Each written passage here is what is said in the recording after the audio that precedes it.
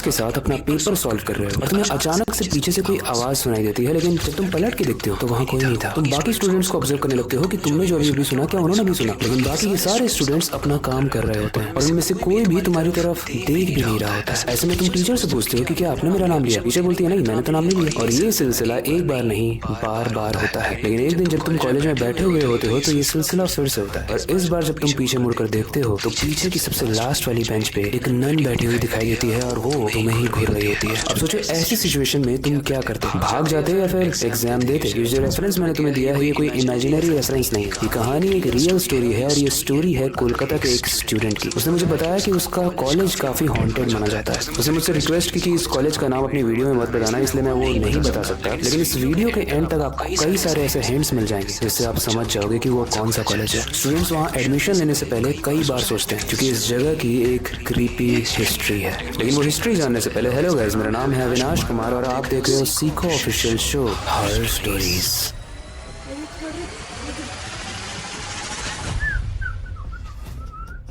एक शाम की बात है, मेघना नाम की लड़की सेकंड फ्लोर के टॉयलेट में गई थी। वहाँ वैसे तो कोई आता जाता नहीं था, लेकिन तभी उसने एक नन को भटकते हुए देखा, जैसे वो किसी चीज की तलाश में हो। मेघा जोर से चिल्लाई। नीचे उसकी दोस्त सीमा खड़ी थी और मेघा की चीख सुनकर सीमा तुरंत ऊपर आई। जब सीमा ऊपर आई तो वो देखती है कि मेघा एक कॉर्नर में सिमट कर बैठी हुई है और डर के मारे कांप रही है। जब सीमा उससे पूछती है कि मेघा तुम्हें क्या हुआ, एकदम क्यों इतना चिल्लाई, तो मेघा एक कोने में इशारा करते हुए बोलती है कि वहाँ देखो कोई खड़ा है। ये दोनों ही लड़कियां उस कोने में जब देखती हैं तो वो एक नन थी जो बहुत ही डरावनी दिख रही थी और इन दोनों को ही घूर रही थी। दोनों बहुत डर गए और वहाँ से धोती उठाकर भागते हुए नीचे आ। नीचे उनकी तीसरी दोस्त उन्हें मिलती है जिसका नाम था प्राची। प्राची को जब मेघना और सीमा ने सब कुछ बताया कि उनके साथ क्या हुआ है तो प्राची जोर जोर से हंसने लगी। वो कहती है कि तुम दोनों भी ये फालतू की अफवाह पे बिलीव करते हो। वो दोनों कह रही थी कि ये अफवाह नहीं, हमने सामने देखा है, लेकिन फिर भी प्राची हंस रही थी। खैर वो दिन बीत जाता है, लेकिन अगले दिन मेघना कॉलेज नहीं आती क्योंकि उसे बहुत तेज फीवर हो जाता है। उसके पेरेंट्स भी उसे मना कर देते हैं कॉलेज जाने से। अब कहानी में एक ट्विस्ट आने वाला है, इसलिए ध्यान से सुनना। सीमा ने सोचा कि शायद ये उसके दिमाग का इल्यूजन है और वो कॉलेज चली गई और वहाँ उसकी मुलाकात फिर से प्राची से होती है। अब क्योंकि आज मेघना नहीं थी तो सीमा और प्राची दोनों अपना पूरा दिन साथ में बिताते हैं। लेकिन जब कॉलेज से छूट कर घर जाने का वक्त आया तो उनकी टीचर बोलती है कि आज तुम दोनों को लेट तक रुकना पड़ेगा क्योंकि जूनियर्स के एग्जाम्स आ रहे हैं और मुझे कुछ काम में हेल्प चाहिए, तो तुम दोनों रुक जाओ। उन दोनों को इस चीज से कोई आपत्ति नहीं थी, इसलिए वो रुक गई। काम के दौरान टीचर सीमा से बोलती है ऊपर जाके पिछले टेस्ट के क्वेश्चन पेपर्स ले आओ। अब यहाँ पर सीमा थोड़ा हेजिटेट करती है क्योंकि ये वही फ्लोर था जहाँ पर इन लोगों ने नन को देखा था। फिर भी उसके बाद ऐसा कुछ हुआ नहीं तो इस चीज को इग्नोर करते हुए वो उस फ्लोर पर चली गई। लेकिन स्ट्रेंज बात यह है कि जब सीमा उस फ्लोर पर पहुंची तो उसे कुछ लेक्चर टाइप का सुनाई दे रहा था, मानो उस फ्लोर पर किसी क्लास में कोई लेक्चर चल रहा हो। उसने सोचा हो सकता है कि एग्जाम की वजह से कुछ एक्स्ट्रा क्लासेस इस फ्लोर पे भी चल रही होंगी। लेकिन जहाँ से आवाज आ रही थी जब वो उस तरफ गई तो वहाँ पर कुछ नहीं था, कोई क्लास नहीं थी, बल्कि इतना सन्नाटा था कि अगर पेन गिर जाए तो उसकी भी आवाज आए। सीमा समझ गई भाई कुछ तो गड़बड़ है। उसने जल्दी से ही फाइल ढूंढना शुरू किया। वो जल्दीबाजी में फाइल ढूंढ रही थी और काफी सारी आवाजें भी आ रही थी तो उसे वो इग्नोर कर रही थी। उसे लगा यही ढूंढने के चक्कर में आ रही होगी, लेकिन तभी पीछे से उसे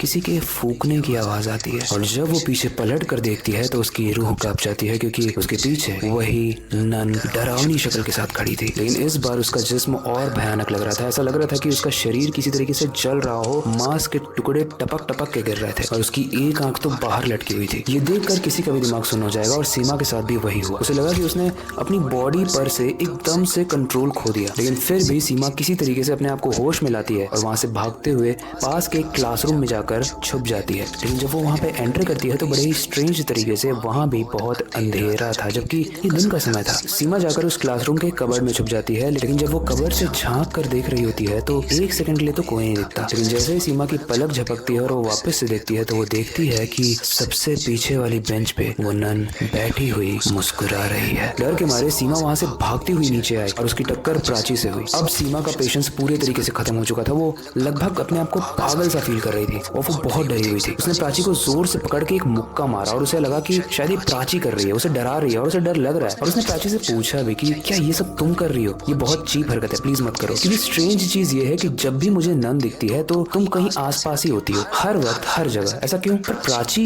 काफी कंफ्यूज्ड थी। उसे समझ में नहीं आया कि कि सीमा ये क्या बोल रही है। उसने कहा कि मैं तो सिर्फ टीचर के कहने पर ऊपर आई थी, क्योंकि टीचर ने बोला कि जा, सीमा को हो सकता है हेल्प की जरूरत हो। अब प्राची सीमा से कहती है कि तू डर मत, तू नीचे जा, तेरी लगता है तबीयत खराब है, मैं ऊपर जाके वो फाइल ले आती। प्राची बहुत तेज से उस सेम क्लासरूम में जाती है, वो फाइल उठाती है, उसके हाथ में पेपर्स हैं और वो चलती हुई हॉल से नीचे आ रही है। प्राची सीधे उस क्लासरूम में गई और वो फाइल ढूंढने लगी। तभी उसे महसूस होता है कि उसके क्लासरूम के डोर के पास कोई खड़ा है। उसे लगा शायद ये सीमा होगी, तो प्राची कहती है तू चिंता मत कर, मैं आ रही हूँ। लेकिन जब उसे कोई रिप्लाई नहीं मिला और प्रेजेंस महसूस हुई तो उसने डोर की तरफ देखकर बोला, सीमा तू ही है ना? और जैसे ही प्राची ने कहा, आसपास की लाइट्स ब्लिंक होने लगी। प्राची को लगा कि अब ये मजाक सीमा कर रही है, क्योंकि सीमा को लगता था कि मैं उसके साथ मजाक कर रही हूँ, इसलिए अब वो मेरे साथ मजाक कर रही है। प्राची अब तेज से चिल्लाती है कि मुझे मजाक पसंद नहीं है, प्लीज मत कर मेरे साथ। लेकिन फिर भी जब कोई आवाज नहीं आई तो प्राची फाइल उठाती है और उठकर वो उस दरवाजे के पास जाती है। और जैसे जैसे वो दरवाजे के पास जा रही थी, वो फिगर, वो आकृति जो थी वो क्लियर हो रही थी। और जैसे वो बहुत पास पहुंची, उसका फेस दिखा